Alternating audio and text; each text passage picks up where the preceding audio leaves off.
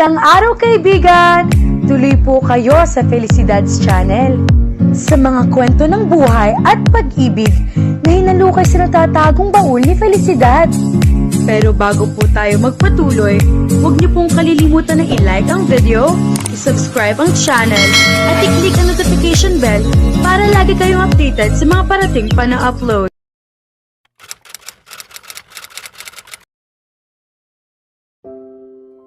Umupo ako sa kama sa tabi niya. Oo, nagtatrabaho ako bilang isang malayang inhinyero. Partikular sa larangan ng software. Gumagawa ako ng mga aplikasyon, website, at iba pang digital na proyekto para sa mga kliyente. Nagsimula akong mag-freelance noong nasa kolehiyo pa ako. Sa pamamagitan ng maliliit na proyekto, naitaguyod ko ang aking pag-aaral at ang ilang karagdagang kursong aking kinuha. Pagkatapos kong makapagtapos at makuha ang aking diploma, hindi ako pinayagan ng aking mga magulang na magtrabaho. Iniisip nila na kapag naging independyente ako at kumita ng sarili kong pera, hindi na ako susunod sa kanila at gagawin ko na lamang ang nais ko. Ayaw nilang maging malaya ako. Ngunit nagpatuloy pa rin ako sa pag-freelance nang may lubos na pag-iingat upang hindi nila ito malaman. Kaya nang sabihin mo, o sa halip nang paratangan mo ako, na isa akong pabigat, una sa aking mga magulang at pagkatapos ay sa iyo, hindi iyon totoo. Hindi ako kailanman naging pabigat sa kanila. Totoo na binibigyan nila ako ng buwanang allowance, ngunit kung susuriin ang halaga nito, hindi pa iyon sapat kahit sa pamasahe ko sa sasakyan.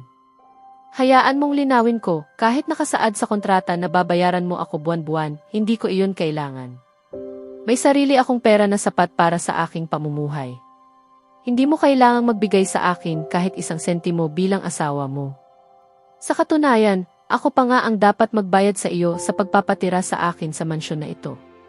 Bawat buwan, magbabayad ako ng makatwirang halaga bilang renta para sa pananatili at pagkain dito, sabi ni Maya.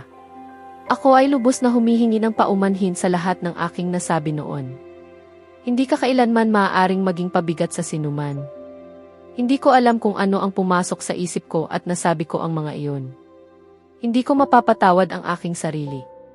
Paumanhin, sabi ko habang dama ang matinding pagsisisi. Hindi ko ito sinabi upang humingi ng tawad mula sa iyo. Gusto ko lamang linawin ang iyong pagdududa tungkol kay John at ipakita sa iyo na ako ay may sariling kakayahan. Nais kong ipaalam sa iyo na ako ay nagtatrabaho at kumikita. Hindi ako pabigat o isang taong umaasa lamang sa pinaghirapan ng iba. Bukod pa roon, nagkasundo tayo kahapon na iiwan na natin ang mga masasamang alaala. Kaya hayaan na natin ang nakaraan. Nais kong magsimula ng panibagong yugto ng buhay, dagdag niya. Tama ka. Iwan na natin ang nakaraan. Ngunit isang bagay ang malinaw. Hindi ka magbabayad sa akin. Walang sinuman ang nagbabayad para sa pananatili sa sariling tahanan. Nilinaw ko na sa iyo na ito ay iyong lugar. Hindi mo kailangang magbayad. At tungkol sa kontrata, ako ang gumawa niyon at may kapangyarihan akong baguhin ito. Tatanggalin ko ang probisyong nagsasabing kailangan kitang bayaran buwan-buwan. Alam kong naaapektuhan nito ang iyong dignidad. Kaya hindi ka na kailangang tumanggap ng anumang bayad mula sa akin. Salamat, sabi niya na may ngiti. Nanatili pa ako sa silid ni Maya ng ilang sandali habang nagtatrabaho sa aking proyekto. Maya-maya, dumating si Mimi na siyang naging hudyat para ako'y umalis. Paliliguan na niya si Maya. Nagpa siya akong magsagawa muna ng ilang pagpupulong habang abala si Mimi. Ibinigay ko na kay Mimi ang schedule ni Maya.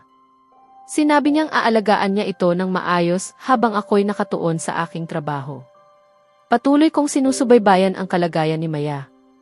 Si Mimi naman ay nagbibigay sa akin ng mga ulat sa bawat sandali. Oras na ng tanghalian. Nagpa siya akong suriin muna ang isang dokumento bago pumunta sa hapagkainan. Tapos ka na ba, Ginoong Abala? Si Lucas iyon. Tulad ng dati, pumasok siya nang hindi kumakatok. Ganoon kami. Walang formalidad.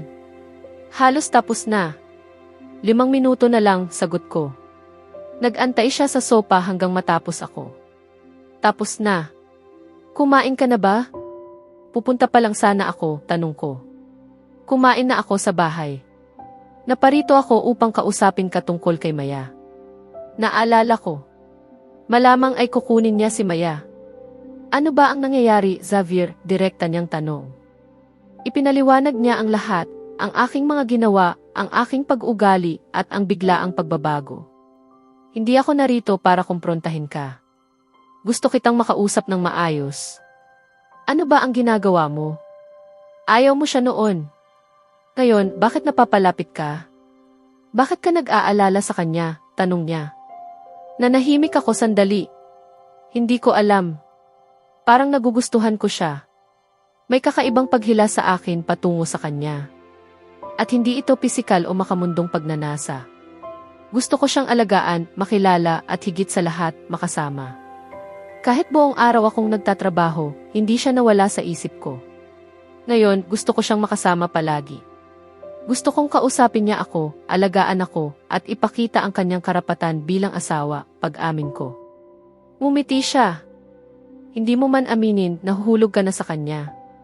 Nagpatuloy siya sa pagpapaliwanag at pagpapayo. Tanging isang tanong. Gusto mo bang bigyan ng pagkakataon ang inyong pagsasama? Napaisip ako. Oo, gusto ko, sagot ko. Pero natatakot ako. Paano kung magkamali ako ulit? Bigyan mo muna ang sarili mo ng pagkakataon. Huwag mong pilitin ang lahat. Hayaan mong umayon ang mga bagay sa tamang panahon, payo niya. Umiti ako at niyakap siya. Salamat. Mumiti siya ng may bahagyang biro. May kapalit iyan. May problema ba? Tanong ko. Gusto kong hiramin ang motorsiklo mo ngayong gabi. Mailakad kami ni Dan. Ang baby ko. Isang bihirang motorsiklo. Isang gasgas lang tapos ka sa akin, babala ko. Nag-usap pa kami sandali bago siya umalis. Natapos ko ang aking trabaho bandang 4:30 ng hapon at agad akong pumunta sa silid ni Maya. Nasa silid ako at kausap si Ana nang dumating si Ginoong Garcia.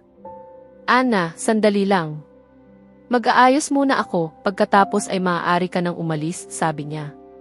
Pagkaraan ng ilang minuto, lumabas siya mula sa banyo. Masama sa buhok ang sobrang pagkuskos, paalala ko. Ngumiti siya. Humiga siya sa kama. Kumusta ang araw mo? Tanong ko.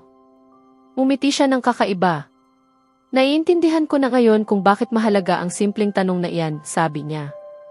Nagpatuloy kami sa pag-uusap hanggang sa may tumawag. May lalaking nagsasabing kaibigan ng inyong asawa, sabi ng gwardiya. Papasukin, sagot niya. Si John iyon. Sabi ko, puno ng saya. Ngunit napansin ko ang pagbabago sa kanyang mukha. Dumating si John at agad akong niyakap. Anong nangyari sa iyo? Tanong niya. Mahabang kwento, sagot ko. Nang umalis si Ginoong Garcia, tinanong ako ni John. Ipinaliwanag ko ang lahat. Ngunit hindi ko binanggit ang sapilitang kasal. Nag-usap kami ng matagal. Bandang 7:00, umalis siya. Excited akong makasama si Maya, ngunit pagdating ng lalaking iyon, tila nawala ako sa kanyang mundo. Hindi man lang niya ako ipinakilala. Umalis ako upang bigyan sila ng espasyo. Nagpunta ako sa kusina at inutusan si Mimi na maghanda ng pagkain para sa bisita. Pagkatapos, bumalik ako sa aking silid. Bigla akong nakatanggap ng tawag mula kay Chris. Ginoo Garcia, may problema po tayo malaki. Nakaramdam agad ako ng matinding tensyon nang marinig ko ang boses ni Chris. Isa siyang taong likas na kumpiyansa. Hindi siya karaniwang kinakabahan ng ganito. Una sa lahat, kumalma ka muna. Pagkatapos, sabihin mo sa akin kung ano ang nangyari. Naririnig ko ang malakas niyang paghinga, tila pilit niyang pinapakalma ang kanyang sarili. Ginoo. Gumuho ang mga resort at bar sa Pransya. Parang nagkawasak-wasak ang lahat. Ano ang ibig mong sabihin, Chris? Linawin mo. Ginoo, nagsagawa ako ng pagsusuri sa sistema. Nabigla ako sa nakita ko. Tumakas si Ginoong Landicho dala ang lahat ng detalye at pondo mula sa lahat ng resort at bar sa Pransya. Siya lamang ang may access sa lahat ng impormasyon sa bangko at mahahalagang dokumento. 2 araw na siyang nawawala at ngayong araw, napakalaking halaga ang pumasok sa kanyang account. Halos katumbas ng halagang nawala sa atin. Ano, paano nangyari yon? Paano niya nagawang makuha ang lahat ng pera? Para sa kaalaman mo, ang halaga ng mga resort at bar sa Pransya ay umaabot sa mahigit 7 bilyon. Ginoo, nakipagsabwatan si Ginoong Landicho sa 2 opisyal ng bangko at isang empleyado mula sa departamento ng marketing. Nag-utos na ako na magsampa ng reklamo sa pulisya. Ngunit kinakailangan ang inyong personal na presensya para sa mga formalidad. Sa tingin ko tama ka. Kailangan kong pumunta roon agad. Ginoo, pinahanda ko na ang piloto. Naghihintay na ang inyong pribadong eroplano sa paliparan. Salamat, Chris. Aalis ako kaagad. Asikasuhin mo ang mga gawain at makipag-ugnayan kay Lucas para sa mga opisyal na usapin kung sakaling hindi ako makontak, sabi ko bago ibinaba ang tawag. Umupo ako sa kama. Sa sandaling iyon, tanging pagkabalisa lamang ang aking nararamdaman. Biglang bumukas ang pinto ng aking silid. Si Lucas iyon, hinihingal marahil dahil sa pagmamadali. Ayos ka lang ba? Nabalitaan ko na ang nangyari sa Pransya, sabi niya. Paano ka nakarating agad? Kakatapos ko lang makausap si Chris, pagtataka ko. Tinawagan muna niya ako bago ikaw. Alam niya kung gaano kahalaga sa iyo ang mga resort sa Pransya. Alam naming dalawa kung gaano mo pinaghirapan ang lupang iyon at ang proyektong pinangarap mo. Alam niyang mabibigla ka, kaya agad niya akong pinapunta rito, paliwanag ni Lucas. Minsan, hindi ko na alam kung sino sa atin ang binabayaran ko, biro kong maihalong lungkot. Dahil kilala niya ng lubos ang kanyang amo, sagot niya. Tiningnan ko siya sandali at niyakap. Hindi ko na alam kung ano ang nangyayari sa akin. Pakiramdam ko, unti-unting nagkakawatak-watak ang lahat. Una ang kasal, pagkatapos ang aksidente, at ngayon itong malaking iskandalo. Alam mo kung gaano kahalaga sa akin ang mga resort sa Pransya. Halos 70% ng aking yaman ang inilaan ko roon. Pinaghirapan ko iyon ng husto. Alam mo ang lahat. Bakit parang ako ang laging napupunta sa ganitong sitwasyon? Ibinuhos ko ang aking saloobin. Kumalma ka muna. At isa pa, hindi ka na bata para mawala ng pag-asa sa bawat problema. Hindi ka ganyan noon. Ano ang nangyari sa iyo?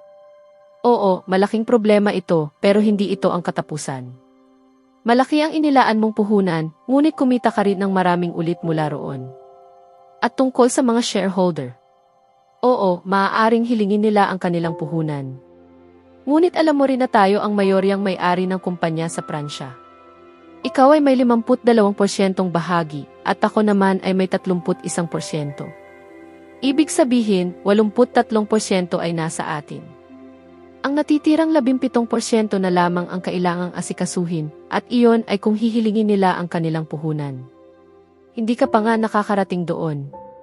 Hindi mo pa alam ang buong sitwasyon. Kaya sa halip na mag-alala rito, mas mabuti pang maghanda ka at umalis na agad papuntang Pransya. Kailangan ka roon, sabi ni Lucas. Sa tingin ko tama ka. Hindi ako dapat magpatalo sa takot.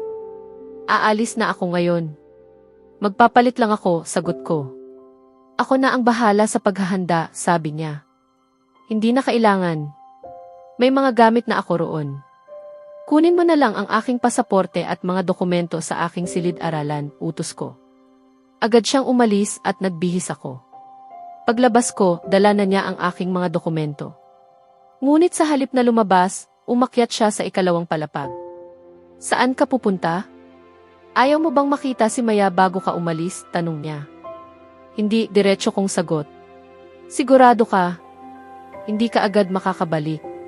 Kung makikita ko siya, hindi ako makakaalis. Hindi ako makakapag-concentrate sa trabaho. Lagi siyang papasok sa isip ko pag-amin ko. Ito ang pinakamahirap na desisyong ginawa ko. Ang iwan si Maya. Ngunit alam kong ligtas siya kina Mimi, Lucas, Dan, Liam at Daisy. Sige, kung iyan ang nais mo, sagot ni Lucas. Nagpunta kami sa paliparan. Ibinilin ko sa kanya ang lahat ng dapat gawin habang wala ako. Mula sa pag-aalaga kay Maya hanggang sa mga gawain sa kumpanya. Iniwan niya ako roon at agad akong lumipad patungong Pransya.